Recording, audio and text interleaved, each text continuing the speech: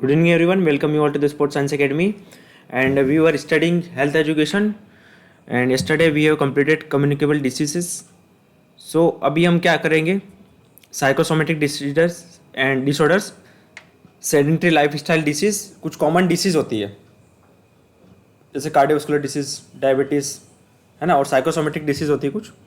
क्या होता है साइकोसोमेटिक डिसीज और इसके बारे में हम पढ़ेंगे आज.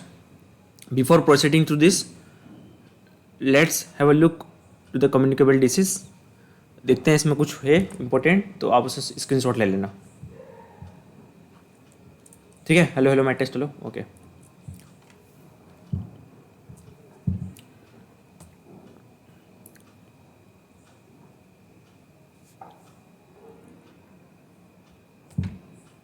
स्क्रीन सबको दिख रही है?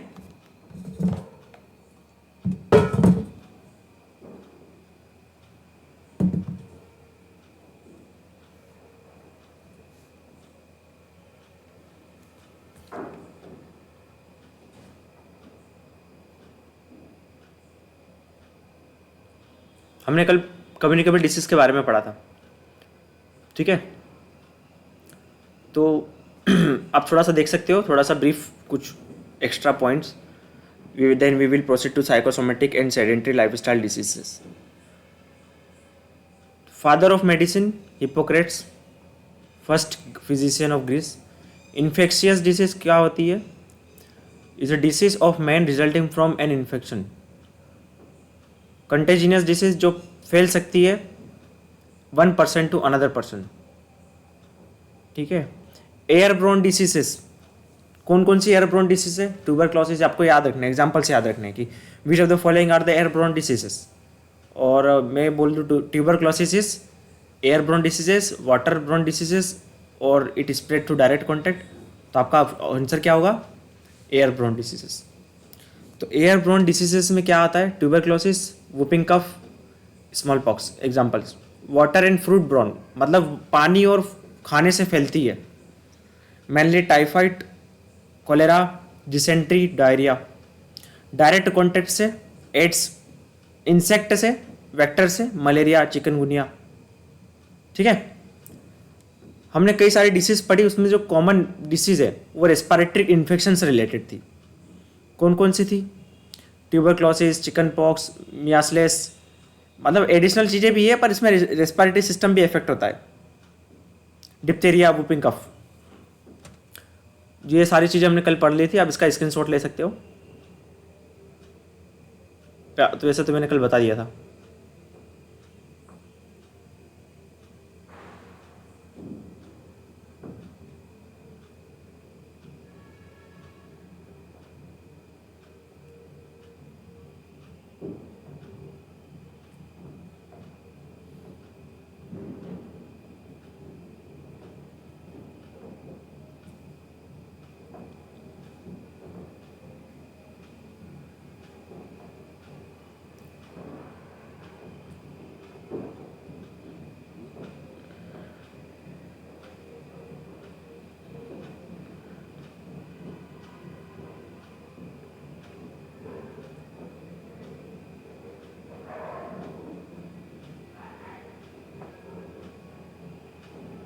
वीडियो में रिकॉर्ड हो जाएगा, इसलिए स्लो स्लो इसको कर लेता हूँ.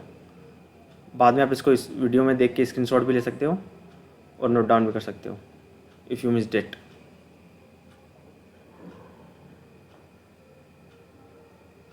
प्रोटोजुआन डिसीजेस आपको मैंने कल बताया था. Helminth sclerosis, elephantiasis. Fungal diseases में क्या है? Ring warm. रिंग वॉर्म आपने देखा होगा, वो स्किन पे हो जाता है राउंड टाइप का. ठीक है. इरिटेशन सा होता है उसमें, पेचेस टाइप का, ऐसा मतलब व्रिंकल जैसा हो जाता है. फंगी, कौन से फंगी से होता है? Microsporum, trichophyton and epidermophyton are responsible for ring warm.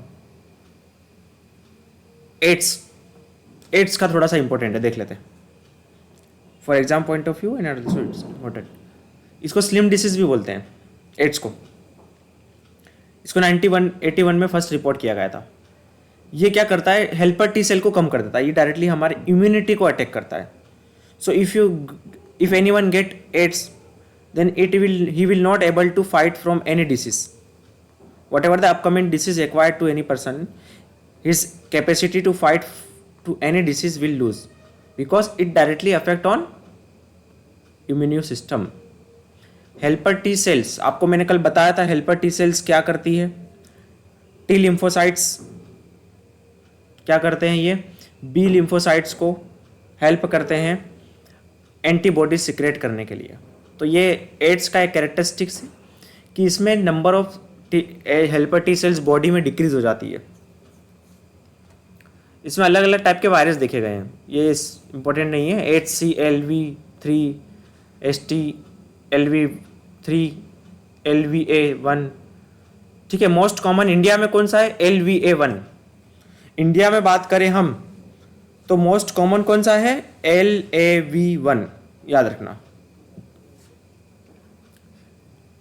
It is not spread through touch और फिजिकल कॉन्टैक्ट, सिर्फ टच और फिजिकल कॉन्टैक्ट से नहीं होता, it spread only through body fluid, right. Suppose blade से और during exchange of fluid during sexual intercourse may be the cause of AIDS, not only through physical touch or hug, इससे नहीं होगा, exchange of fluid से ही होगा ये। Phagocyte फेगनेसिटी मतलब कैसे होता है ये, है ना। ये जो वायरस है, आरएनए है, आरएनए बेस्ड वायरस है। आरएनए मतलब single strand, DNA double strand होता है, सिंगल स्ट्रैंड राइबोन्यूक्लिक एसिड, ये इंटर करेगा होस्ट में, ठीक है। होस्ट में जाने के बाद में न्यूक्लियस में जाके मल्टीप्लाई होगा और नए नए वायरस को प्रोड्यूस करेगा। और ज़्यादा डिटेल में नहीं जाऊँगा इसको मैं। रेट्रो वायरस से होता है। इसके सिम्टम्स है ना, इसका जो पीरियड है फ्यू मंथ से, इंक्यूबेशन पीरियड इसका बहुत लंबा होता है, कुछ मंथ से लेके 5-10 ईयर तक का हो सकता है। मतलब 5-10 ईयर्स तक को पता नहीं चल सकता है कि एड्स है किसी पर्सन को, तो इसका इंक्यूबेशन पीरियड बहुत ही लॉन्ग होता है।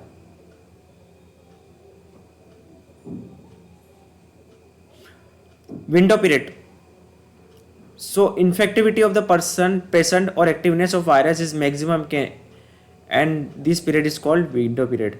मतलब क्या है, there is no antibody production in first few weeks, ठीक है। जब स्टार्टिंग में जब एड्स एक्वायर होगा उस टाइम पे क्या होगा, उस पीरियड में वायरस की जो एक्टिविटी बहुत ज़्यादा रहेगी, अपने आप को बहुत ज़्यादा रेप्लिकेट करेगा, तो उसको बोलेंगे विंडो पीरियड। इसका टेस्ट क्या है, एलिसा टेस्ट।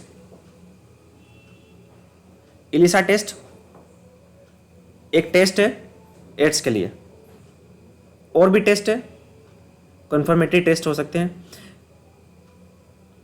ये इसमें क्या क्या चीज़ें होती है, लिम्फ नोड को स्वेलिंग होती है, फीवर आती है, डायरिया होती है, वेट लॉस होता है बहुत ज़्यादा, ठीक है। टी लिम्फोसाइट्स काउंट कम हो जाते हैं। वेस्टर्न ब्लॉट टेस्ट और एलिसा टेस्ट। कन्फर्मेटरी टेस्ट क्या है, remember screening test. Primary test क्या होता है, एलिसा। एलिसा का फुल फॉर्म क्या है, एंजाइम लिंक्ड इम्यूनोसॉर्बेंट एसे। ये प्राइमरी टेस्ट है। अगर ये नेगेटिव आता है तो उसके कंफर्मेशन के लिए टेस्ट होगा वेस्टर्न ब्लॉट टेस्ट। क्लियर है। इसका treatment radiotherapy, chemotherapy, biological response modifier, तो वो था एड्स। अब आते हैं हम साइकोसोमेटिक डिसीज और सेडेंटरी लाइफस्टाइल डिसीज से, है ना।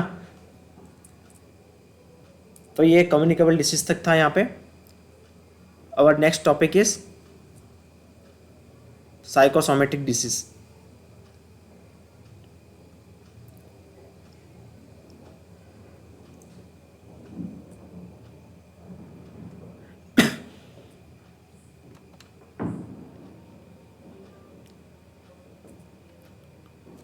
क्या होता है psychosomatic diseases, anyone, any idea? Yes, anyone? Harsh, Nitish, Kamlesh, श्रुति?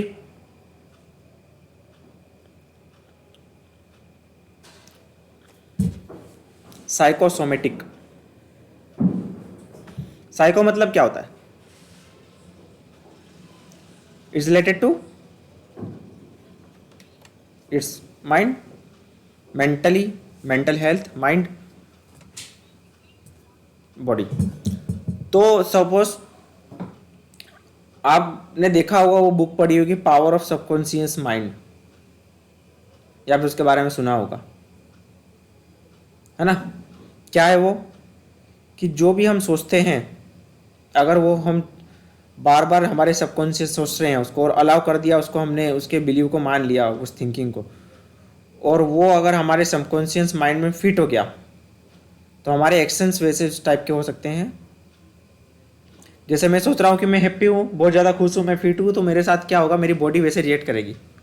अगर मैं सोचूं मैं बहुत ज़्यादा, मुझे मतलब प्रॉब्लम है, मैं डल हूँ, ऐसा वैसा, मैं नेगेटिव सोचूंगा, तो my body will respond according to this, because our thinking will change the neurotransmitters, our thinking will change the sympathetic and parasympathetic nervous system, our thinking will raise blood pressure if you feel very aggressive, anxious or any psychological trigger. So this is all about thinking. Our thinking can also affect our system, how it work, in negative way, in positive way, both. So whatever you think positive in every case. इसका thinking का बहुत बड़ा असर होता है हमारी body के ऊपर। तो साइकोसोमेटिक डिसीजेज वही होती है जो हमारे mental health, mental stress, mental distress, negative thinking, इसके वजह से क्या होता है, हमारी बॉडी पे इफेक्ट आता है। ये है साइकोसोमेटिक डिसऑर्डर। डिसऑर्डर क्यों बोला गया है इसे? क्योंकि कुछ कंडीशंस होती है, ग्रुप ऑफ कंडीशंस होती है। ये पर्टिकुलर डिसीज की बात नहीं कर रहे, इसमें कुछ, और जैसे अल्सर होना स्टमक में, हेयर का लॉस होना ज़्यादा स्ट्रेस से, वाइट हेयर का होना, या फिर अस्थमा होना, ब्लड प्रेशर का बढ़ना, हाइपरटेंशन, ये सारी चीज़ें क्या है, साइकोसोमेटिक डिसऑर्डर के अंदर आती है। तो somatic is a Greek word, psych means mind और soma means body. Soma means क्या होता है, बॉडी। तो माइंड से बॉडी पे क्या इन्फ्लुएंस हो रहा है, ये सारी चीज़ें साइकोसोमेटिक है। और डिसऑर्डर मतलब जो whatever the emotional or psychological stress that directly affect our body, that is a psychosomatic disorder. ठीक है, जैसे आपको मैंने बताया, आप जब एंग्री होते तो आपका ब्लड प्रेशर बढ़ता है, ब्रीथिंग रेट बढ़ता है, सिंपैथेटिक नर्वस सिस्टम का एक्टिवेशन होता है, तो कुछ ना कुछ हमारी थिंकिंग की वजह से चेंज हो रहा है ना। तो this are the following psychosomatic disorder. क्या क्या चीज़ें, कंडीशंस आपको फेस करने मिल सकती है। आपको नींद की कमी है, अगर ज़्यादा स्ट्रेस में रहेंगे तो नींद नहीं आएगी।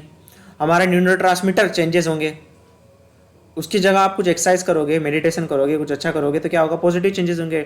एंडोर्फिन रिलीज होगा जो कि नेचुरल पेन किलर है। सेरोटोनिन आपको मोटिवेट करेगा, आपका मूड चेंज करेगा। ठीक है, और अगर ज़्यादा स्ट्रेस में है तो कॉर्टिसोल, ACTH, ये सारी चीज़ें क्या होगी, बढ़ेगी, न्यूरोट्रांसमीटर नेगेटिव वाले।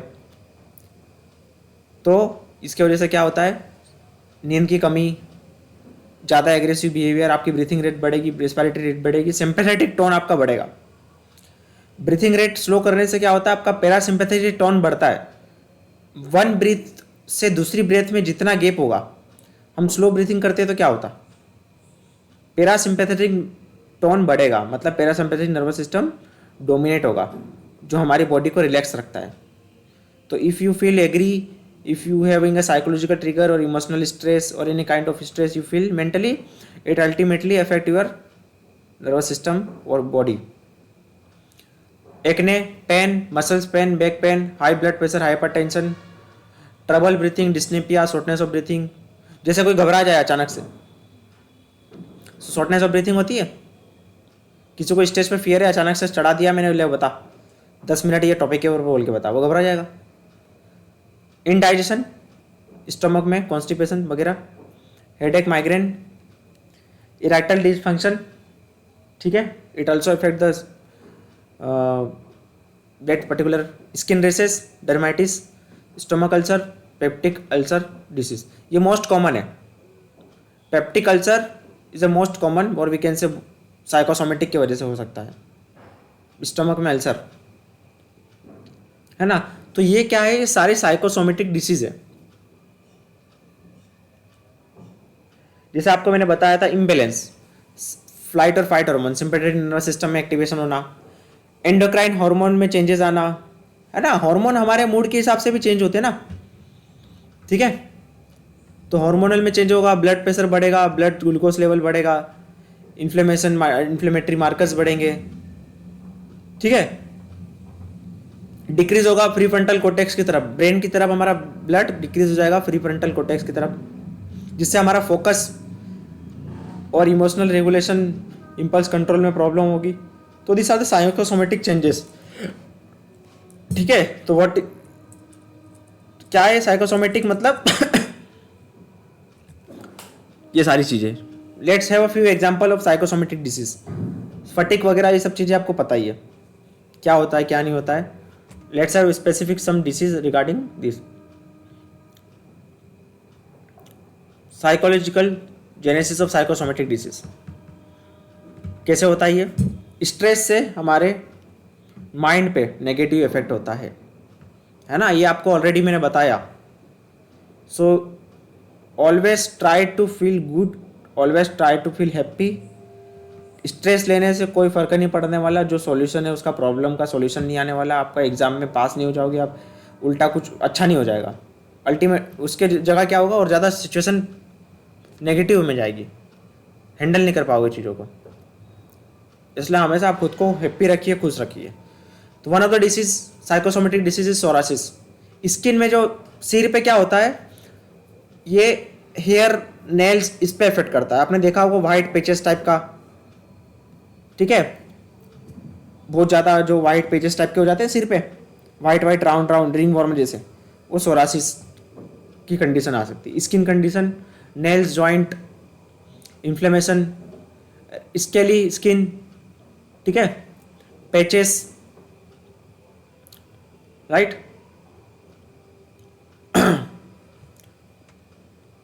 इसमें फर्दर देखें, out of different types of psoriasis, chronic plug psoriasis is by far most common and type. Affected our elbow, knee, back, इन पे भी अफेक्ट करेगा। Appear anywhere on the skin including scalp psoriasis. Scalp psoriasis क्या होता है? This affect रफली half of the people with chronic plaque psoriasis of skin of their body. Scalp psoriasis may along some people like a severe dandruff. Scalp psoriasis जैसे आपको मैंने बताया, dandruff सिर में होता है, जो हेड में एकदम राउंड टाइप का, आपने देखा होगा, वो गूगल पे इमेज देखोगे तो आपको आ जाएगा। डेंड्रफ वाइट वाइट टाइप का, वो सोरासिस है, वो साइकोसोमेटिक डिसीज है, ठीक है, पेचेस टाइप का। नेक्स्ट है फ्लेक्सुरियल सोरासिस, फ्लेक्सुअल सोरासिस, ठीक है, ये अफेक्ट स्किन करता है। Looks slightly different, it is a red inflame but skin is smooth and does not have rough scaling. या आर्मीपिट, ग्रोइंग अंडर ब्रेस्ट और स्किन फोल्ड के अंदर में हो सकता है, ये जहाँ पे स्किन का बेंड होती है वहाँ पर, तो ये फ्लेक्सुरल सोरासिस है, ठीक है। बाकी इसके जो कॉज है, ये अभी तक मतलब it's a part of study, एक फिक्स कॉज नहीं है कि ये क्यों किस वजह से होता है, ऐसा ऐसा कुछ है ना। अल्टीमेटली ये हमारे स्किन को इफेक्ट करते हैं। Autoimmune one of the possible cause, autoimmune disease, psoriasis का एक one of the possible cause है autoimmune. It can be autoimmune disease, psoriasis autoimmune disease भी हो सकता है। ऑटो इम्यून मतलब क्या होता है? Yes, anyone tell me, autoimmune disease और ऑटो इम्यून कंडीशन बताओ, किसी को idea?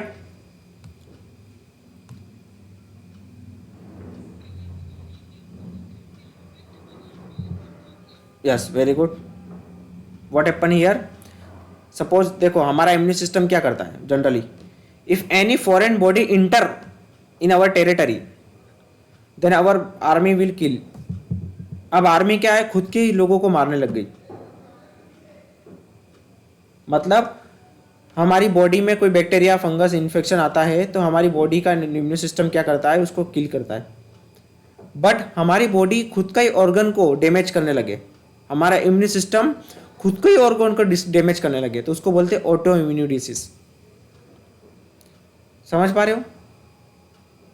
That is autoimmune disease means हमारा मेरा इम्यून सिस्टम है, उसको लड़ना है बाहर की फॉरेन बॉडी से, बट मेरा इम्यून सिस्टम मेरे ही किसी बॉडी के पार्ट को या मेरे ऑर्गन को डैमेज कर रहा है या उसको किल कर रहा है या उसको नेगेटिवली इफेक्ट कर रहा है, that is autoimmune disease, उसको बोलते हैं ऑटो इम्यून डिसीज। क्लियर है?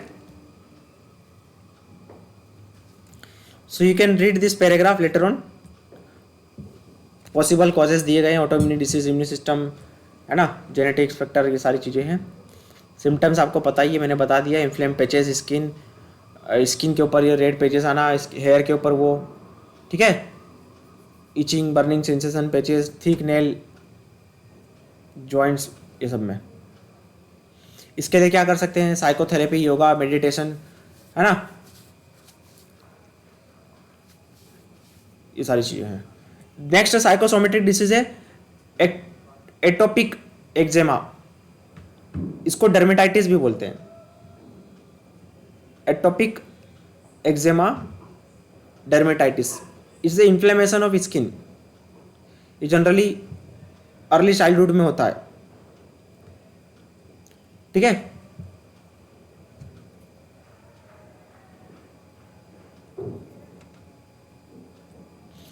इसमें क्या होता है, सिम्टम्स देखो, गूगल पे you can search how it look like.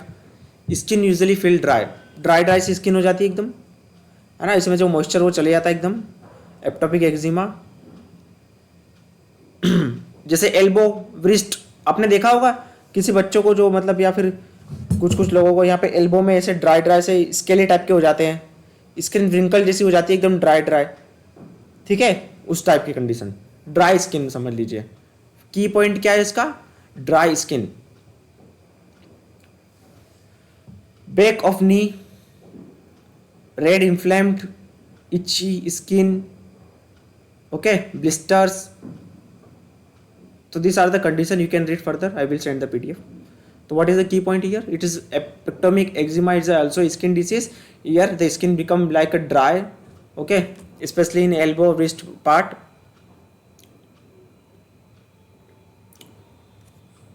इसके वजह से क्या होता है, देखो ये क्या पॉसिबल कॉज है, ये although it is a psychosomatic disease, but और क्या क्या पॉसिबल रीजंस हो सकते हैं और किस वजह से होता है ये, the cause is not fully understood, ठीक है। Oily lipid barrier of skin tend to be reduce in people with ectopic eczema, मतलब जो लुब्रिकेशन होता है ना, जो मॉइस्चर हमारी स्किन को नेचुरली मिलता है उसमें रिडक्शन आ जाना, जिसके this lead to increase in water loss at a tendency towards dry skin. Also, some of the immune system releases chemicals under the skin surface which can cause some inflammation. There is no proven single cause of this factor, but change in climate, pollution, allergies, dust, these are the possible or further cause. ठीक है, साबन ज़्यादा लगाना नहीं है इसमें, salt, ठीक है, कॉस्टिक हमारे साबन वगैरह, सॉप वगैरह होना चाहिए, उससे ज़्यादा ड्राई होगा, मॉइस्चर वगैरह इस्तेमाल करें, स्किन केयर का इस्तेमाल करें, टेम्परेचर ज़्यादा नहीं जाए, ज़्यादा कोल्ड माइल्ड टेम्परेचर से ना आए, बस सिंपल सी चीज़ें हैं. नेक्स्ट है स्टोमक अल्सर, इसको पेप्टिक अल्सर भी बोलते हैं. The most common psychosomatic disorder somatic ulcer. इसके अंदर क्या होता है, जो पेट के अंदर जो गैस्ट्रिक अल्सर बोल सकते हैं, इसको पेप्टिक अल्सर बोल सकते हैं, है ना. It is may be due to too much acidity. जैसे आपको पता ही है हमारे स्टॉक में हाइड्रोक्लोरिक एसिड सिक्रेट होता है ना. तो जब हमारा अगर ज़्यादा स्ट्रेस में आएंगे या ज़्यादा हमारे साइकोलॉजिकल चेंजेस देखने को मिलेगा, तो उसके वजह से क्या हो सकता है, हमारे जो एसिडिटी हो सकती है, स्टमक में डाइजेशन में चेंजेस देखने को मिल सकते हैं, उसकी वजह से अल्सर हो सकते हैं लाइनिंग में, है ना. This include stomach ulcer also ulcer in first part of the gut. देखो स्टमक में अल्सर तो होता ही है, पर स्मॉल इंस्टेटाइन में भी हो सकता है. स्टार्टिंग पार्ट क्या है स्मॉल इंस्टेटाइन का, आपको पता ही है. स्मॉल इंस्टेटाइन का स्टार्टिंग का जो पार्ट है उसको डिओडेनम बोलते हैं, तो वहाँ पे भी हो सकता है। बाकी कॉमन क्या है, stomach ulcer. Possible cause, an infection with bacterium Helicobacter, long term non steroid anti inflammatory drug, aspirin, ibuprofen, in anti inflammatory drug और एंटीबायोटिक ज़्यादा लेने से की वजह से भी ये चीज़ें देखने को मिल सकती है। और साथ ही साथ आपको पता ही है साइकोलॉजिकल ज़्यादा स्ट्रेस वगैरह लेने की वजह से डाइजेशन और इनमें भी प्रॉब्लम देखने को मिल सकती है। सिम्टम्स, ब्लोटिंग, बर्निंग सेंसेशन होना, जब हम कुछ खाते पीते तो अंदर बहुत ज़्यादा बर्निंग सेंसेशन होना, गैस होना, ये सारी चीज़ें, हैवी टाइप का लगना स्टमक में, है ना, वॉमिटिंग और जल्दी से पेट भर जाना फुल आफ्टर मील। ठीक है, ये सारी चीज़ें हैं। प्रिवेंशन आप देख सकते हो, यू कैन रीड दिस।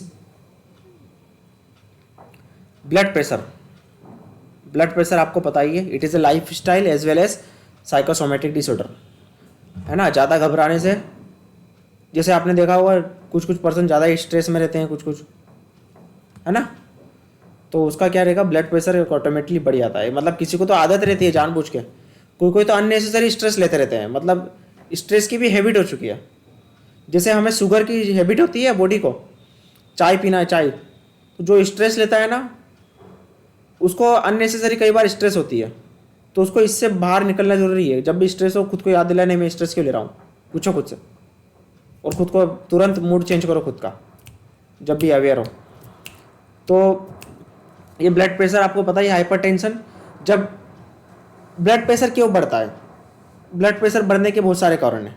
अगर हम ऐसे देखें तो सॉल्ट का बढ़ना, है ना, इलेक्ट्रोलाइट्स का चेंजेस होना ब्लड में, ज़्यादा नमक वमक खाने से भी ब्लड प्रेशर बढ़ता है।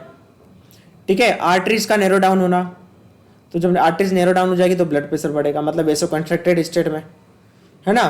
फिर कार्डियक आउटपुट के बढ़ने की वजह से, ठीक है, या फिर हम ज़्यादा सिंपैथेटिक टोन बढ़ने की वजह से ब्लड प्रेशर बढ़ सकता है। तो सिंपैथेटिक टोन कब बढ़ता है, अभी मैं शांत बैठा हूँ, आराम से रेस्टिंग कंडीशन में हूँ, तो क्यों मेरा ब्लड प्रेशर बढ़ेगा। मैं ज़्यादा गुस्सा करूँगा, एग्रेसिव बिहेवियर शो करूँगा अननेसेसरी, तो मेरा ब्लड प्रेशर बढ़ेगा ऑब्वियसली। ठीक है,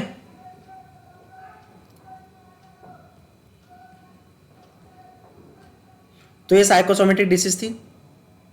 क्लियर है सबको? Yes, any doubt? सिंपल सी चीजें हैं। अब हम पढ़ेंगे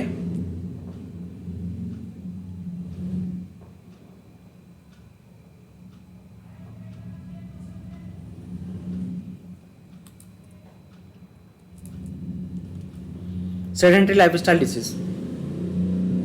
लाइफस्टाइल डिसीज क्या होगी, जो हमारे डेली रूटीन की वजह से क्रोनिक डिसीज बोल सकते हैं।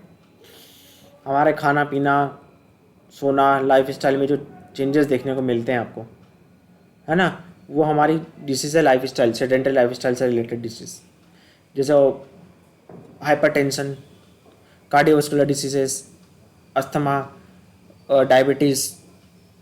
ठीक है, ये सारी क्या है, लाइफस्टाइल रिलेटेड डिसीज है।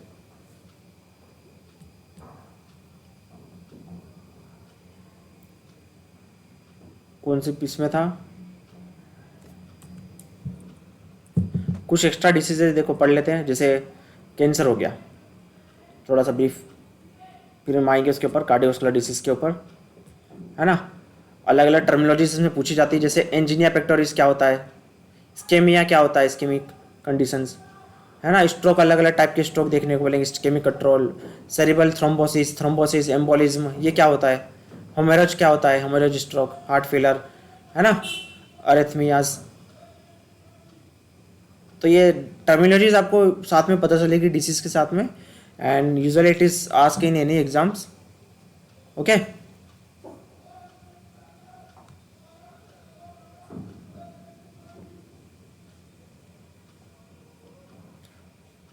सबसे पहले देखेंगे कैंसर।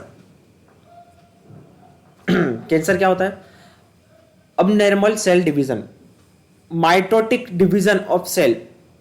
सेल डिवीजन दो टाइप के होते हैं, one is mitotic and second one is meiosis. Mitotic cell division होता है जनरली हर हमारी सेल बॉडी में, मतलब एक सेल से दो बनते हैं, उसको बोलते हैं माइटोटिक। जब एक सेल से दो सेल बनते हैं तो उसको क्या बोलते हैं, माइटोटिक सेल डिवीजन। और मियोसिस सेल डिवीजन में क्या होता है, एक सेल से बनते हैं चार सेल, 1 2 3 4, एक सेल से बनते हैं चार सेल, ठीक है, इसको बोलेंगे meiosis cell division. Meiosis cell division generally हमारे क्रोमोसोम्स में होता है, सेक्सुअल जो क्रोमोसोम्स होते हैं लास्ट वाले, X Y X X X Z, generally उसमें गोनाड्स गेमेट सेल्स में होता है, gametic cells, gamete cell, gonad cells मतलब स्पर्म या ओवम में, ठीक है, उसमें एक से चार पार्ट होते हैं, बाकी इसमें मायोटिस। अब ये cell division, meiotic cell division abnormal हो, अनलिमिटेड सेल्स की क्वांटिटी बढ़ते जाए अनकंट्रोल्ड, तो यही कैंसर है। Cancer is nothing, it's excessive cell division. तो वहां पे क्या नजर आता है, ट्यूमर की तरह नजर आता है, जहां पे एक्सेसिव सेल डिवीजन होता है अनकंट्रोल। तो एक्सेसिव सेल डिवीजन के होने की वजह से क्या होता है, वो ऑर्गन फेलर हो सकता है, वो ऑर्गन अच्छे से काम नहीं कर पाता है, अपने जो नेचुरल वर्किंग सेल्स है वो काम नहीं कर पाएगी, क्योंकि ये अनवांटेड सेल डिवीजन हो रहे हैं। That is a tumour. Tumour और नियोप्लाज्म, इसको बोल सकते हैं न्यू ग्रोथ। दो टाइप के ट्यूमर होते हैं, बेनिग्निन ट्यूमर और मेलिग्नेंट ट्यूमर। बेनिग्निन ट्यूमर क्या होता है, ये एक ही जगह पे रहता है, स्प्रेड नहीं होता, एक जगह से दूसरी जगह पे स्प्रेड नहीं होता, एक ही जगह पे रहता है ना, जहाँ पे ओरिजिन है वहीं पे रहेगा। मेलिग्नेंट ट्यूमर क्या होता है, ये हार्मफुल है बहुत ज़्यादा, ये पूरी बॉडी में स्प्रेड हो सकता है from one part to another part. Benign tumour के अंदर जैसे बोन का ट्यूमर को क्या बोलते हैं, ओस्टोमिया, मसल्स के ट्यूमर को क्या बोलते हैं, मायोमा, लिम्फ नोड ट्यूमर को बोलते हैं लिम्फोमा। ये जहाँ से है वहीं पे रहेंगे। नॉन मेलिग्नेंट, नॉन कैंसरस, मतलब एक ही जगह पे ट्यूमर रहेगा, ठीक है, ये नॉन मेटास्टिक है। मेटास्टिक मतलब ये अपनी कॉलोनीज नहीं बनाते, मतलब सपोज एक टाइप का ट्यूमर है, जैसे ब्लड में हुआ, ब्लड के किसी एक पार्ट में हुआ, वहाँ से जाएगा, इन्फेक्शन स्प्रेड होगा और किसी और पार्ट में हो जाएगा, उसको बोलेंगे मेटास्टिक मेलिग्नेंट ट्यूमर। तो ये मेलिग्नेंट ट्यूमर क्या होता है, spread one part of body to another by blood, by lymph fluid, है ना। तो ये क्या होता है, मेलिग्नेंट ट्यूमर।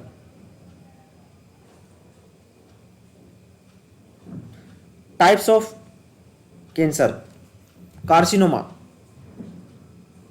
स्किन के वजह से, एपिथेलियल टिश्यूज के वजह से, है ना, जो भी कैंसर होता है, जैसे जो भी एपिथेलियल स्किन लेयर्स, जो भी लेयर्स होती है हमारी बॉडी में, जैसे ओलर की लेयर होगी, ओरल लेयर, गैस्ट्रिक लेयर होती है अंदर, है ना, उसमें जो भी होता है ये होता है कार्सिनोमा। Sarcoma, mesodermal. देखो जब हमारा बर्थ होता है ना तो 3 लेयर होती है, जर्म लेयर होती है 3, ऐसी 3 लेयर होती है। तो ओरिजिन है, हर 3 लेयर से अलग अलग टाइप के ऑर्गन बनते हैं हमारे, है ना। इससे और ज़्यादा डिटेल में जाने की जरूरत नहीं है, आपको बस एग्जांपल याद रखना है, मैं ज़्यादा बता नहीं रहा आपको। सार्कोमा क्या होता है, मेसोडर्मल टिश्यू मिडिल वाला, bone cancer, muscles cancer, lymph node, बस ये याद रखो। ल्यूकोमा मतलब ब्लड के कैंसर को बोलते हैं, ल्यूकोमा मतलब नाम याद रखो बस, ल्यूकोमा मीन्स ब्लड का कैंसर, WBC का, ठीक है, कैंसर ऑफ ब्लड। यस, हाँ बोलिए।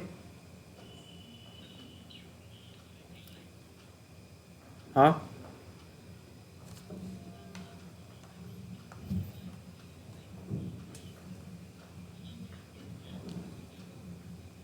लाइपोमा, एक मिनट में चेक करता हूँ मैं। मैंने इसका तो नहीं सुना था, लाइपोमा,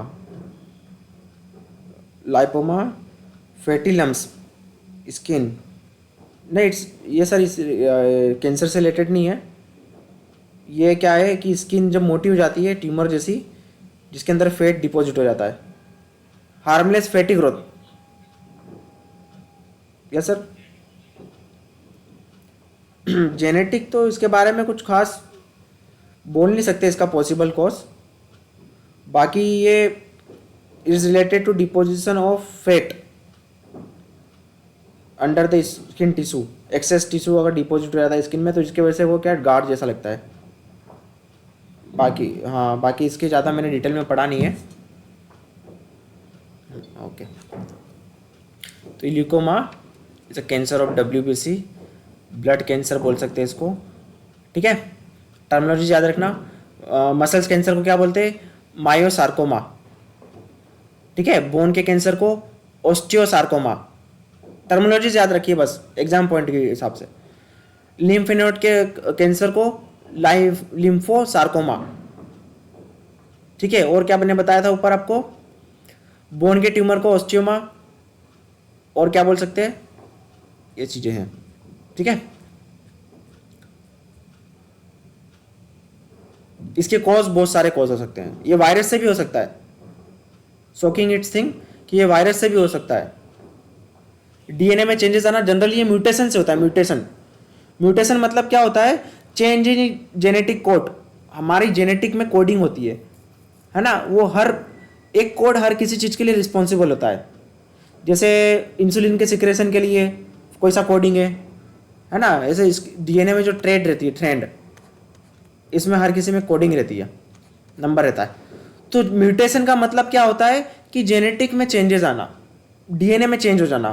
अब वो चेंजेस कई सारे रीजन की वजह से होता है। सनलाइट की वजह से हो सकता है, अल्ट्रावायलेट रेड की वजह से हो सकता है, रेडिएशन की वजह से हो सकता है, तंबाकू की वजह से हो सकता है। और कैंसर कॉजिंग एजेंट को क्या बोलेंगे? Yes anyone? And yes, carcinogens, it's are the cancer causing agent. Smoking, okay, it can be smoking or anything. So these are the carcinogens. Here are carcinogens. These are the agents which cause cancer. So this is all about cancer. Now proceed to the sedentary lifestyle diseases.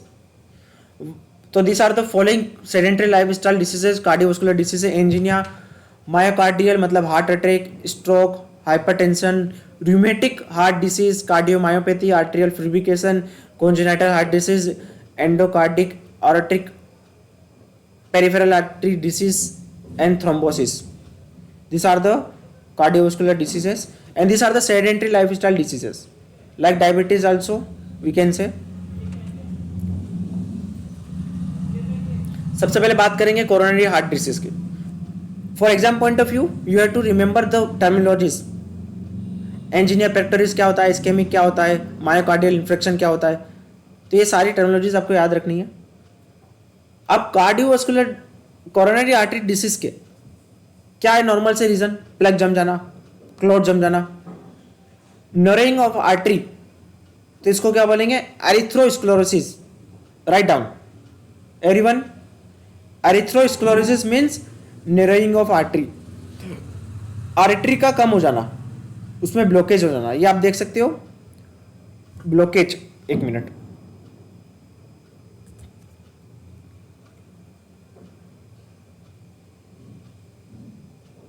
एक होता है एरिथ्रोस्क्लेरोसिस और एक होता है एरिथ्रोस्क्लेरोसिस। ये दोनों same ही चीज है, बट कौन सी ब्लड वेसल्स में हो रहा है बस उसके हिसाब से।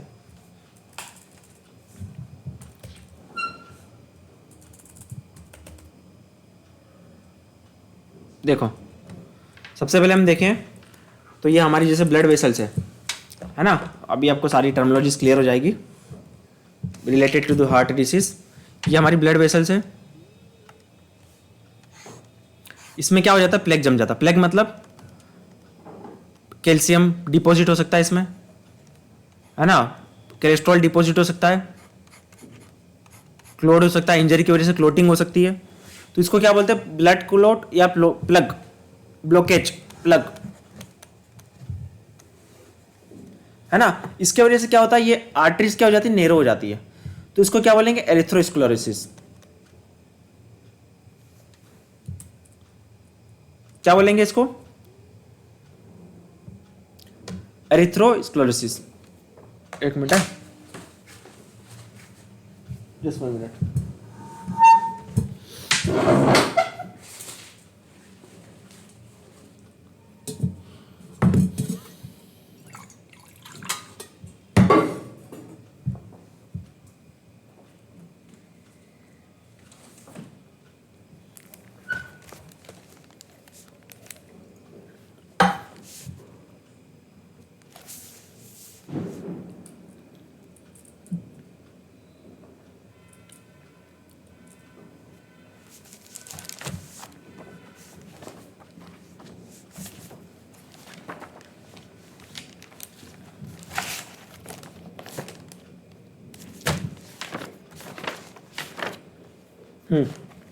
चलो, देख लिया आपने नेरोइंग ऑफ आर्टरी, इसको क्या बोलेंगे? एरिथ्रोस्क्लेरोसिस। ठीक है, ये होता है। अब ये देखो, अब ये आर्टरी नेरो हो गई तो इसकी वजह से क्या होगा? क्या होगा? आर्टरी नेरो हो जाएगी तो क्या होगा? आर्टरी नेरो होने की वजह से क्या होगा? ब्लड की सप्लाई कम हो जाएगी ना। ये सपोज आर्टरी है, ये कोरोनरी आर्टरी की बात कर रही है। We are discussing coronary artery disease. Coronary artery मतलब those artery which supply blood to the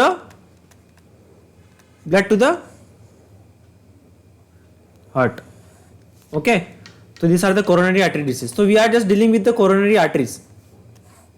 so अगर ये आर्टरी में ब्लॉकेज होता है, प्लग जम जाता है, तो क्या होगा? Decreased oxygen supply to the myocardium, मतलब हार्ट की मसल्स। मायोकार्डियम में ऑक्सीजन की सप्लाई कम हो जाएगी। तो इस कंडीशन को क्या बोलेंगे? Decrease in lack of oxygen supply क्या बोलेंगे? दिस इज नॉन एज, इसको बोलेंगे इस्केमिया। इस्केमिया याद रखना, it is ischaemia. Right down, lack of oxygen supply to the myocardium due to atherosclerosis. फिर लिखो इस्केमिया, इसको स्क्रीनशॉट भी ले सकते हो, है ना। एक मिनट, इसका कंट्रोल।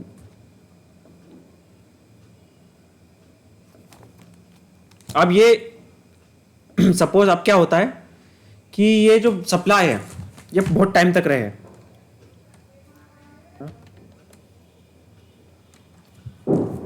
अब आया, सपोज अब ये सप्लाई बहुत देर तक है ना। इसकी वजह से क्या हुआ? ये ऑक्सीजन की कमी है, तो इसकी वजह से क्या होगा? चेस्ट पेन होगा ना। अगर ये प्रोलॉन्ग रहता है ऑक्सीजन सप्लाई और उसकी वजह से चेस्ट पेन होता है, तो इस टर्मिनोलॉजी को क्या बोलेंगे? क्या बोलेंगे इसको? Angina pectoris, chest pain. क्यों? Due to ischaemia. क्यों? Due to lack of oxygen supply. ठीक है, right down, chest pain, angina pectorilis. यह पूछा गया था एग्जाम में, स्क्रीनशॉट ले लो इसका, है ना। एरिथ्रोस्क्लेरोसिस की वजह से क्या हुआ? मायोकार्डियम में, हार्ट की मसल्स में ब्लड की सप्लाई कम हुई, तो ब्लड की सप्लाई को कम होने को क्या बोलते हैं? इस्केमिया बोलते हैं।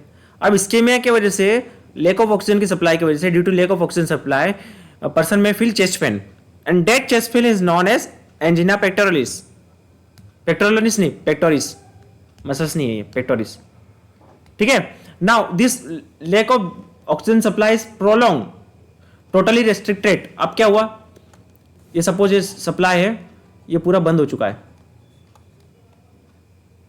स्टॉप। ब्लड क्या है? मूविंग होना चाहिए, रेस्ट्रिक्टेड, कंप्लीटली रेस्ट्रिक्टेड। तो इसी कंडीशन को क्या बोलेंगे हम? Heart attack.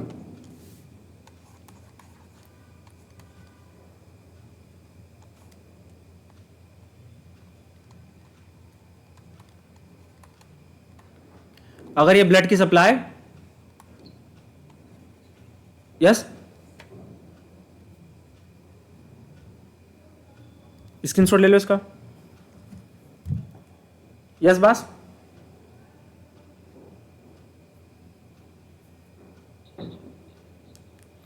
if the blood supply is totally restricted to the muscles, if blood supply is restricted totally मतलब बंद हो जाती पूरी, तो इसको क्या बोलेंगे? Heart attack.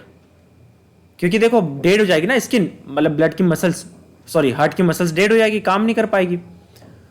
और इस हार्ट अटैक को टर्मिनोलॉजी क्या दिया गया है?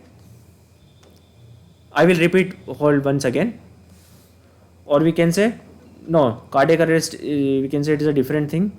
Here it is a myocardial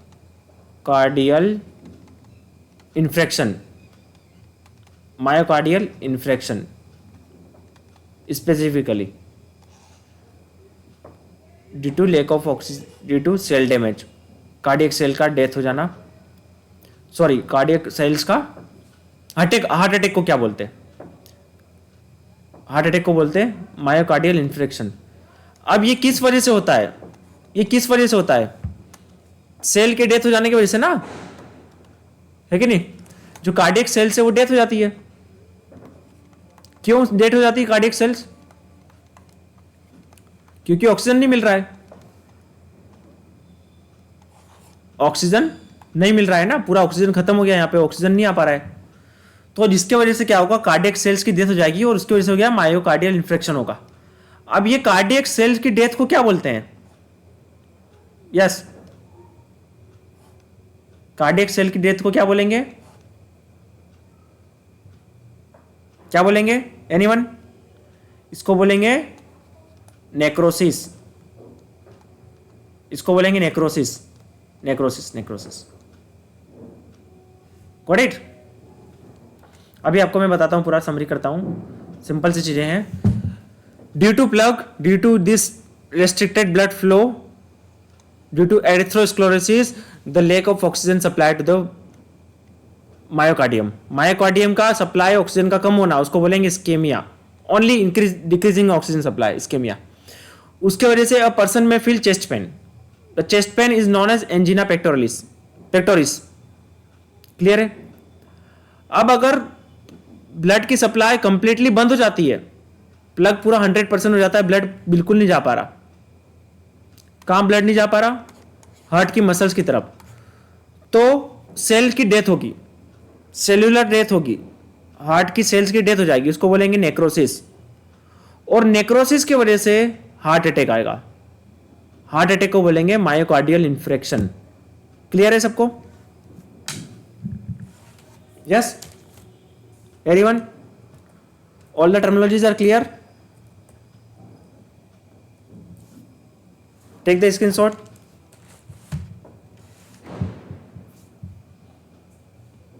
clear है? चलो ठीक है, स्क्रीनशॉट लेके इसका ग्रुप में भेज देना। अब देखो, erythrocytosis is not a disease of age, rather it is more appropriately classified as a pediatric disease। देखो कुछ कुछ डिसीज है ना, ये एरिथ्रोस्क्लेरोसिस जरूरी नहीं है कि ये बूढ़ा एज के बाद हो, एज की वजह से हो, ये बचपन से ही जेनेटिकली हो सकती है, बट एक पर्टिकुलर एज में आके ये सामने उभर के आ सकती है ना। जो प्लग है, प्रॉब्लम है, it can be a genetical, it can B sedentary lifestyle disease, खाना पीना, ऑयली फूड वगैरह, ये सब कोलेस्ट्रॉल का बढ़ना, इस वजह से ये कारण तो है, but it may be sedentary और it may be congenital, because the disease condition may appear later. The tendency of acquiring disease may develop in the early stage of the life, it is a childhood, but it will come, it may appear, it may show symptoms at the after the age of 50। ठीक है? तो क्या है ये? Fatty स्ट्रिक्स, lipid के deposit हो जाते हैं वॉल्स में,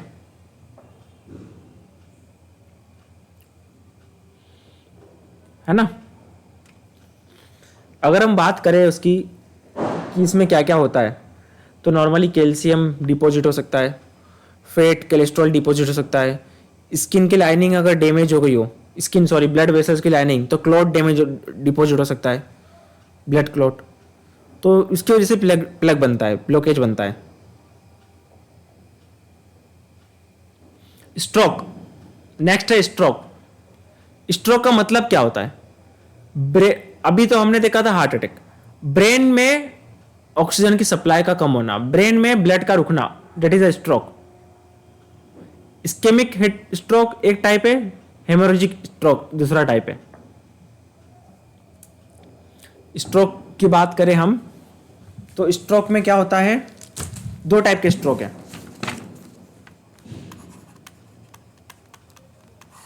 first one is ischaemic stroke, second is haemorrhagic stroke. ठीक है, ये किस वजह से होता है इस्केमिक स्ट्रोक? ये किस वजह से होता है?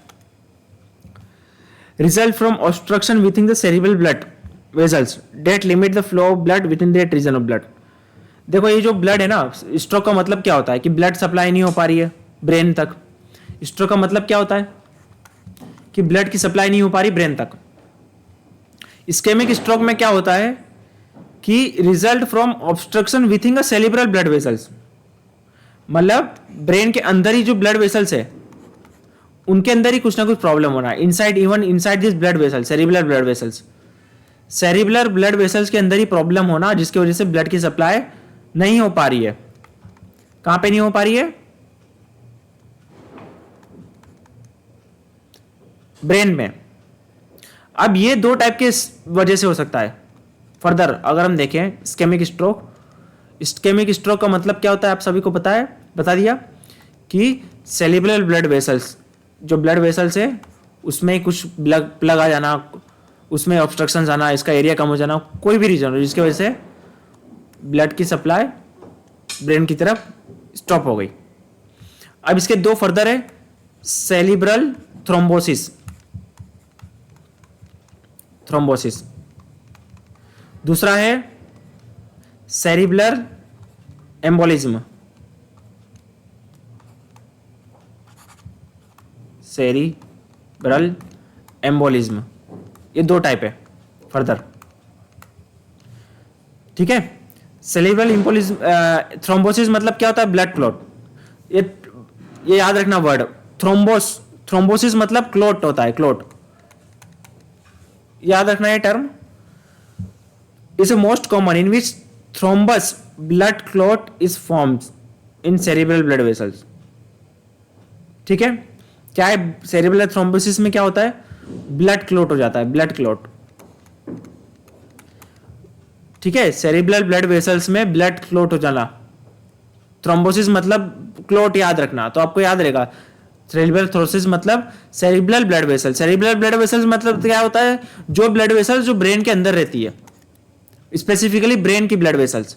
तो सेरिब्रल ब्लड वेसल्स में वो ब्लड वेसल जो ब्रेन को ऑक्सीजन सप्लाई करती है उसको बोलते हैं सेरिब्रल ब्लड वेसल्स। तो सेरिब्रल ब्लड वेसल्स में ही ब्लड क्लॉट हो जाना उसको बोलेंगे सेरिब्रल थ्रोम्बोसिस। एम्बोलिज्म मतलब क्या होता है? एम्बोलस मतलब क्या होता है? सपोज ये क्लॉट का टुकड़ा, क्लॉट का मास किसी और जगह से डिस्प्लेस होके सेरिब्रल ब्लड वेसल्स में आ गया, किसी और जगह से डिस्प्लेस होके ट्रेवल करके ये ब्लड का क्लॉट कहीं और था, सपोज लिम्स में था, हार्ट में था, लंग्स में, कहीं किसी और पार्ट में, सपोज वहां से आके इस जगह पे इंटर हो गया है सेरिब्रल में, और यहां पे रेस्ट्रिक्ट कर रहा है ब्लड की सप्लाई, यहां पे डिपॉजिट हो गया फ्रॉम अनदर प्लेस, तो इसको बोलेंगे embolism. And dissolve mass of material such as fat globules, bite of tissues, blood clot, break loss from another side of body and lodge into cerebral artery. From one place, किसी एक जगह से वो blood का clot या blockage आया और cerebral artery में आके डिपॉजिट हो गया, यहां पे जाके फंस गया, इसके वजह से फर्दर ब्लड की सप्लाई नहीं हो पा रही, तो इसको बोलेंगे एम्बोलिज्म। एम्बोलस का मतलब क्या होता है? ब्लड का अनडिसॉल्व मास ऑफ ब्लड और क्लॉट। ठीक है, ठिक्का जम जाना ब्लड का। क्लियर है सबको? यस,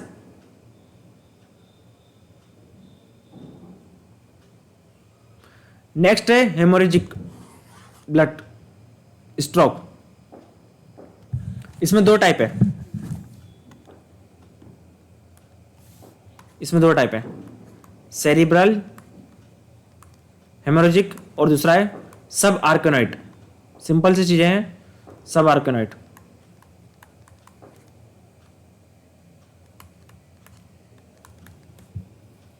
समझ पा रहे हो सारे? Are you getting my point?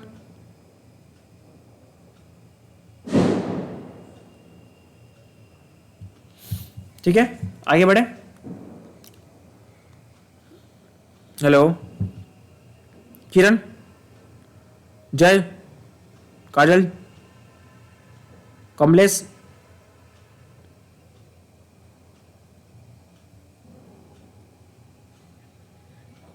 Okay ठीक है। सेरिब्लर हेमोरेज क्या होता है? In which one of the cerebral arteries ruptures in the brain. ये क्या होता है? Rupture of cerebral artery. Cerebral haemorrhagic में क्या होता है? Rupture of cerebral artery in brain. तो इसकी वजह से सप्लाई नहीं होगी। हेमरेज, सेरिब्रल हेमरेज मतलब रप्चर ऑफ सेरिब्रल आर्टरी, वो आर्टरी जो ब्लड को सप्लाई करती है ब्रेन को, उसका रप्चर हो जाना। सब आर्कनेट क्या होता है? स्पेस देखिए कि सब आर्कनेट स्पेस देखिए कि ब्रेन के बीच में लेयर है, बाद में आउटर सरफेस में जो लेयर्स होती है। In which one of the brain surface vessels rupture dumping blood into the space between the brain and skull. ये ब्रेन है, ब्रेन का आउटर लेयर है, पार्ट है, इधर की साइड ब्रेन है ना। तो इसमें क्या होता है कि सरफेस में जो ब्लड वेसल्स है, सरफेस में ये जो ब्लड है, ब्लड ब्रेन के बाहर आउटर सरफेस में जो ब्लड वेसल्स है वो रप्चर हो जाती है और उसका फ्लूइड ब्रेन और स्कल के बीच में आ जाता है। यहां पे ये है सब आर्कनोइड हेमरेज। जैसे मैंने आपको लेयर बताया था, पिया मीटर, ड्यूरामीटर, सब आर्कनोइड मीटर, तो ये लेयर्स होती है ब्रेन के बीच में, बोन स्कल और उसके बीच में लेयर्स होती है ताकि प्रोटेक्शन मिल सके। तो यहाँ पे जो ब्लड वेसल्स है उसका डैमेज हो जाना और आउटसाइड फ्लूइड का जमा हो जाना। कहाँ पे? आउटर सरफेस में। किस जगह पे? ये इस सरफेस में, ब्रेन और स्कल के बीच में, हड्डी के बीच में। इसको बोलेंगे सब आर्कनोइड। क्लियर है? बस स्क्रीनशॉट ले लो इसका। ये था स्ट्रोक, ठीक है।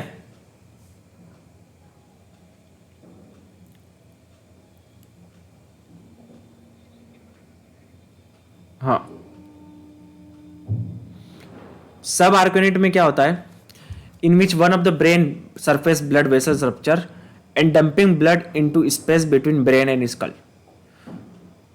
ब्रेन का जो आउटर सरफेस है, किसी भी ब्लड वेसल्स में, कौन सी ब्लड वेसल्स में?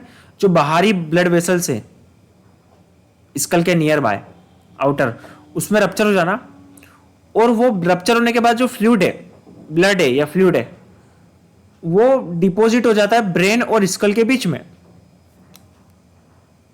उसको बोलते हैं सब आर्कनोइड हेमरेज। अब सब आर्कनोइड क्यों बोला गया है इसको? आप ब्रेन की लेयर्स देख सकते हो। अगर आप ब्रेन की लेयर देखोगे तो उसमें सब आर्कनोइड लेयर आपको देखने को मिल सकती है ना। इसलिए इसको सब आर्कनोइड बुलाया गया है।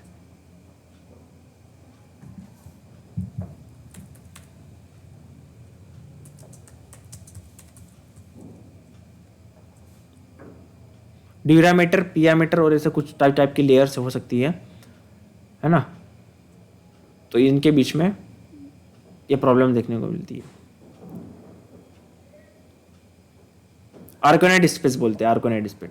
तो ये सब आर्कनोइड मतलब उसके बीच में, ठीक है। ये ड्यूरामीटर, पियामीटर और आर्कनोइड स्पेस, ठीक है। ये लेयर है ब्रेन के अंदर। Got it?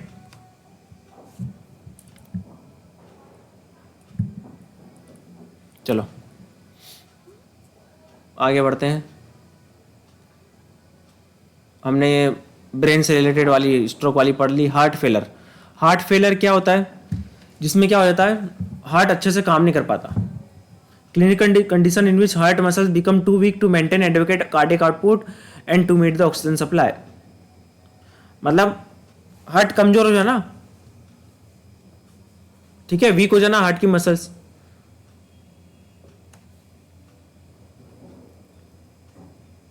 यही है हार्ट फेल।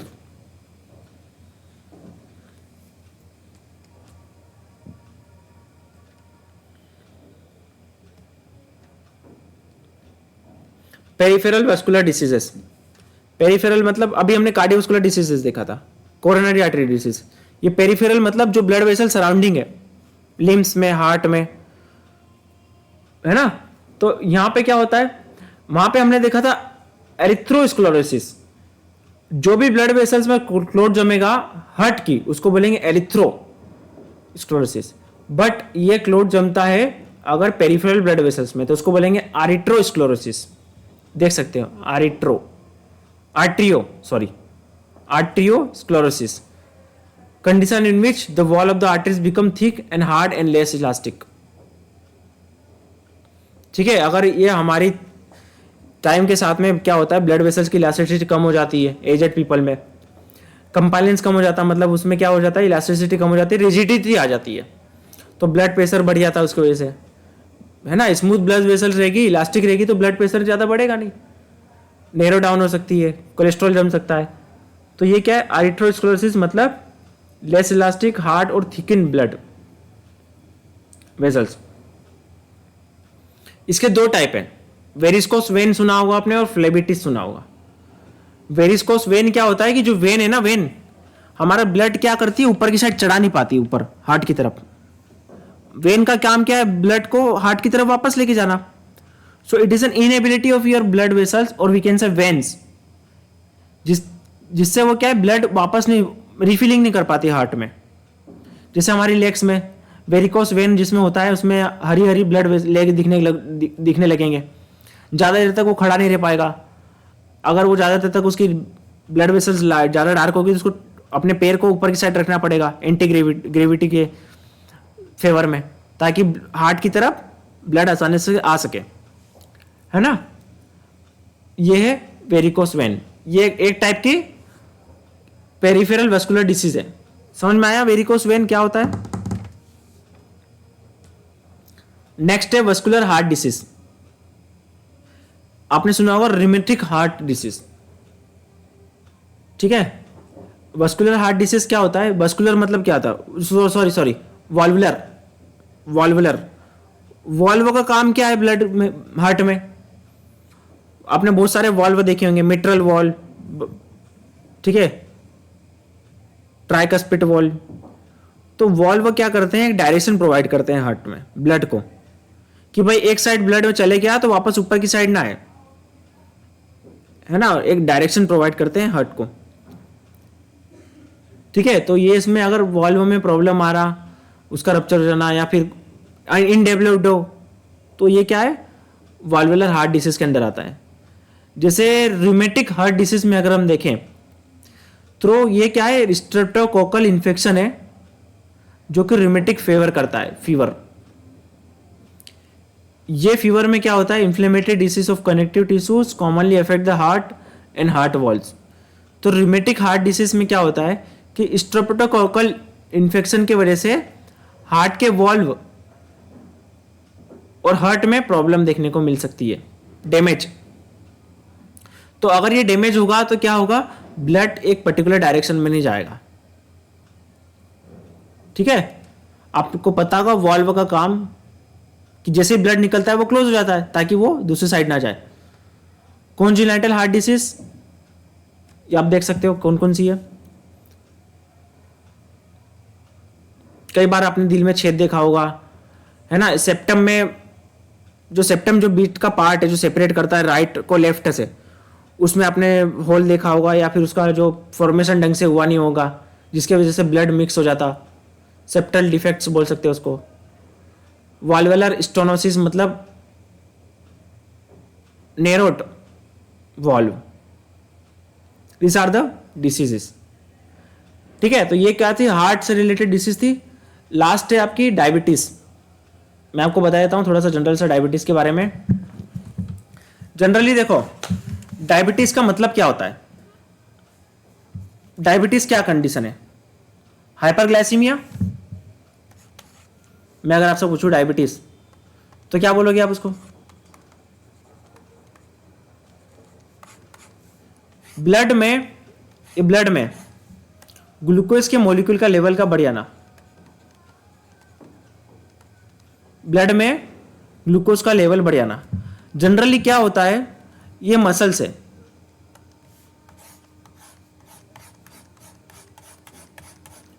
आपको पता है ये इंसुलिन क्या करता है? ब्लड में से ग्लूकोज को पिकअप करता है और मसल्स में ट्रांसपोर्ट करवाता है, इंसुलिन, है ना। अब अगर क्या होता है, ये इंसुलिन अगर काम करना बंद कर दे, इंटरेस्टिंग है सुनना, तो क्या होगा? ये अच्छे से काम नहीं करेगा। तो यहां पे क्या कंडीशन आ सकती है? क्या क्या कंडीशन की वजह से ब्लड ग्लूकोज लेवल बढ़ सकता है? ब्लड ग्लूकोज लेवल किस वजह से बढ़ सकता है? क्या क्या कंडीशन हो सकती है, बताइए।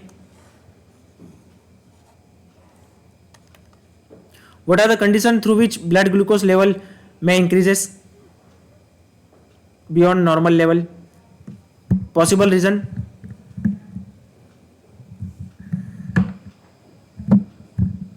Yes, बोलिए।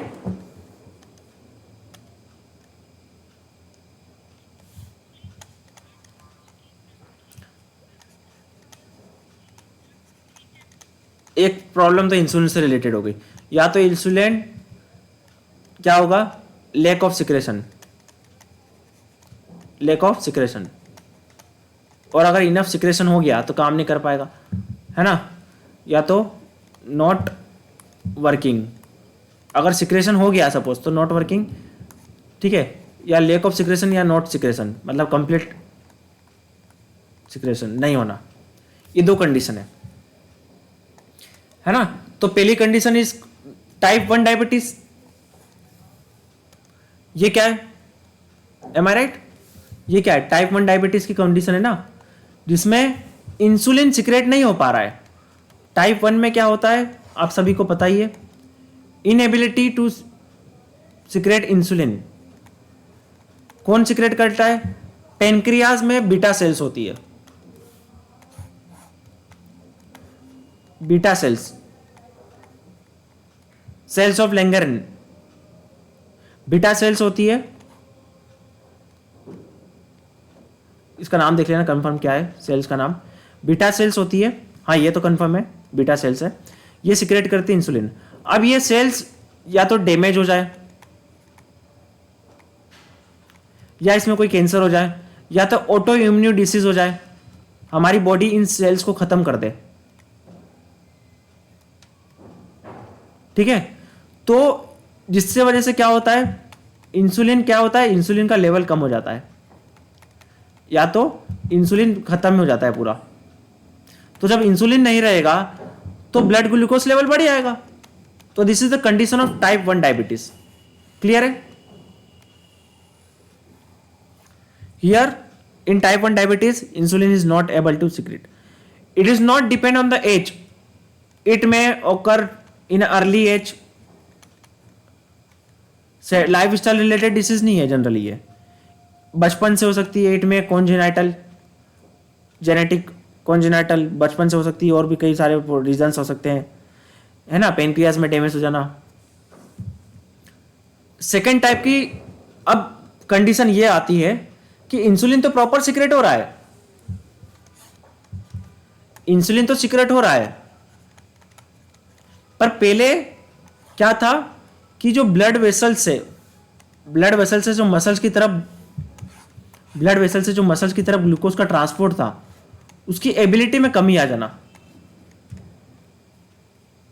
अब वो क्या रीजंस हो सकते हैं उसकी वजह से? एक तो रीजन हो सकता है टोटल मसल मास का कम हो जाना एज के साथ में। जितना ज्यादा मसल मास रहेगा उतना ही ज्यादा टोटल बॉडी में रिसेप्टर्स रहेंगे। किसी पर्सन में 50 किलो मसल है और किसी पर्सन में सिर्फ 30 kg मसल्स है, तो जिसमें ज्यादा मसल्स रहेगी, दोनों 70 kg के हैं, इसमें मसल ज़्यादा है, फैट कम है, इसमें फैट ज़्यादा है, मसल्स कम है। तो फैट के कंपेयर में अगर मसल ज़्यादा है तो ज़्यादा रिसेप्टर्स रहेंगे टोटल बॉडी में, रिसेप्टर्स, इंसुलिन के रिसेप्टर्स, और ज़्यादा रिसेप्टर्स रहेंगे तो क्या होगा, अच्छे से ट्रांसपोर्टेशन होगा। तो जब जैसे जैसे एज बढ़ती है मसल मास कम हो जाता है, तो लाइफ स्टाइल की वजह से क्या होता है, रिसेप्टर्स कम हो जाते हैं, रिसेप्टर्स में कमी देखने को मिलती है, जिसकी वजह से इंसुलिन प्रॉपरली काम नहीं कर पाता। एक ये रीजन है, ठीक है। ट्रांसपोर्टर इंसुलिन का काम नहीं कर पाता, ठीक है। दूसरा रीजन है फैट, फैट के ज्यादा बढ़ने की वजह से हिंड्रेंस आता है ना। तो this are the following reason. अब जब हम एक्सरसाइज करते हैं तो उससे क्या होता है कि ब्लड ग्लूकोज रेगुलेट करने में हेल्प मिलती है। क्यों? क्योंकि इन सेल्स के अंदर क्या रहता है, ग्लूकोज ट्रांसपोर्टर है, एक नाम है GLUT4, GLUT4 transporter, glucose transporter 4, independent of insulin, insulin की जरूरत नहीं है इसको। जब एक्सरसाइज करेंगे ये यहां पे आएगा वॉल में और ग्लूकोज को लेके अंदर चले जाएगा। ग्लूकोज के अपटेक में हेल्प करता है GLUT4, और इट इज एक्साइटेड, और it can say it is stimulated through exercise. Exercise की हेल्प से GLUT4 के ट्रांसपोर्टर का सिक्रेशन बढ़ता है, मतलब स्टिमुलेशन बढ़ता है, जिसकी वजह से इजीली ब्लड से मसल की तरफ ग्लूकोज लेवल ट्रांसपोर्ट हो सकता है ना। Strength training is also helpful for this, muscle mass को मेंटेन करेंगे, रिसेप्टर्स बढ़ेंगे। तो ये टाइप 2 डायबिटीज की कंडीशन है।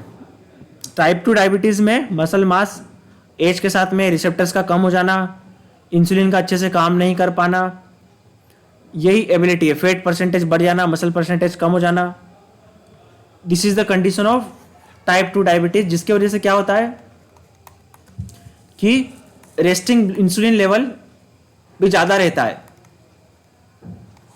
ना, ताकि ज्यादा अब पहले कम में काम हो जाता था, अब ज्यादा इंसुलिन सिक्रेट करना पड़ रहा है, तो रेस्टिंग इंसुलिन लेवल भी ज्यादा रहेगा और ग्लूकोज लेवल भी ज्यादा रहेगा। Resting glucose level insulin level जितना कम रहेगा उतना ही हमारे लिए हेल्दी रहेगा, ठीक है। इसके लिए टेस्ट होते हैं, एक तो आपने सुना होगा डायबिटिक टेस्ट का टेस्ट क्या होता है, ब्लड ग्लूकोज लेवल नॉर्मल सा स्ट्रिप लगाते हो मशीन में, तो वो क्या बताता है, वो बताता है इमीडिएट अभी की लेवल कितना है। और इससे तो पता नहीं चलेगा कि मैंने खाना खाया तो अभी बढ़ जाएगा, नहीं खाया तो नहीं होगा, कल लास्ट को क्या खाया। एक टेस्ट होता है HbA1c, ग्लाइकोलाइटेड होमोग्लोबिन टेस्ट। ये एवरेज 3 मंथ का बताता है एक्यूरेट है डायबिटीज है कि नहीं। इसका कुछ लेवल होते हैं, इससे हम प्री डायबिटिक लेवल का भी पता कर सकते हैं कि आने वाले टाइम को तुमको डायबिटीज हो सकती है कि नहीं हो सकती है। तो it detect average 3 month of data, 3 month, last 3 month का बताता है कि जो ग्लूकोज, जो आरबीसी पे कितना ग्लूकोज मॉलिक्यूल चिपका हुआ है, मतलब लगा हुआ टेस्ट है, ग्लाइकोलाइटेड होमोग्लोबिन टेस्ट, HbA1c, ठीक है। तो ये डायबिटीज के बारे में है, क्लियर है सबको? यस। अब डायबिटीज से क्या हो सकता है, इंसुलिन के बढ़ने की वजह से क्या होता है, फैट का डिपोजिशन भी ज्यादा होगा, ठीक है। तो ये सारी चीजें अगर मिल जाती है, जैसे डायबिटीज का बढ़ना, कोलेस्ट्रॉल का बढ़ना, इंसुलिन का बढ़ना, ग्लूकोज का बढ़ना, तो this all combinatory is known as metabolic syndrome. Increasing cholesterol level है ना। अब जैसे हमने हार्ट डिसीज के बारे में भी देखा था, तो हार्ट डिसीज नॉर्मली किस वजह से होती है, increasing LDL, VLDL, high low density lipoprotein, इसका कम हो जाना, बढ़ जाना, और HDL का कम हो जाना, high density lipoprotein that is a good, इसका कम हो जाना। इनके रेशियो में गड़बड़ की वजह से ट्राइग्लिसराइड, कोलेस्ट्रॉल का लेवल बढ़ जाना, टोटल कोलेस्ट्रॉल का लेवल। तो ये क्या कर सकता है, ये प्लग कर सकता है, ब्लॉकेज कर सकता है आर्टरीज में। तो कोलेस्ट्रॉल लेवल जितना कम रहेगा उतने कम चांसेस रहेंगे कार्डियोवास्कुलर डिसीज के। तो कोलेस्ट्रॉल का टेस्ट कोलेस्ट्रॉल को मेंटेन करना इज वेरी इंपॉर्टेंट, और जो कि एक्सरसाइज से रेगुलेट किया जा सकता है। क्लियर है? और डाइट से